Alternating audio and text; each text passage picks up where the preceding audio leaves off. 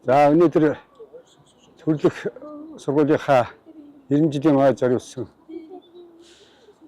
өөрийн одоо дугаан хэллийг хоёр ачийнхаа хамт туулаад ирлээ. Говьсөнбөр аймгаас сургуулийнхаа үүд хүртэл 220 км-ийг амжилттай туулаад ирлээ.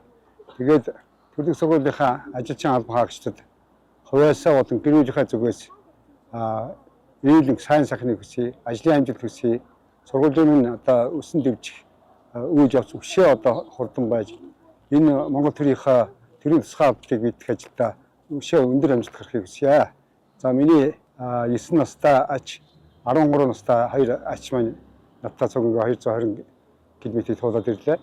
Бид өнөөдөр эх орон гэж ярихаас өмнө залуучуудаа хүүхдүүдтэй яг биетээр нь хатуужил тэсрэг хатуужлыг бас үзүүл сургаж ингэж яваа зохион гэсэн утгаараа би бас ач нараа дагуулж явдгийн. Өнгөрсөн жил Богдхан уулыг тойр 115 км явсан. Энэ жил зайг нь 2 дахин томсгоод ингээ 220 км яваад ирлээ. Гол зорилго маань юу гэхээр би энэ сургуулийн одоо 76 оны сонсогч.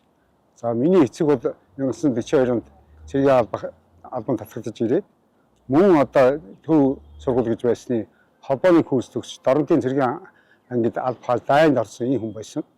За би энэ сургууль төгсөж мэргэжилийг эзэмсэж цагдаагийн хурандаа цал авч 3-4 аймгийн одоо цагдаагийн дарга хийхээс гадна эргээд энэ сургуульдаа бас ирж тэнхгийн одоо эрхтгчээр ажиллаж олон шавь нарыг бас төгсгөж гаргасан юм хүн байгаамаа. Тэгээд би өөрөө л энэ төрөлх сургуульдаа насан туршдаа өртөө ийм учраас би энийг зориуд өөрийнхөө гэр бүлийн зүгээс өөрөөсөө зориулж ингэж дугаа хэлээ. Ингээд та бүхэнтэй олон их амжилт хүсье.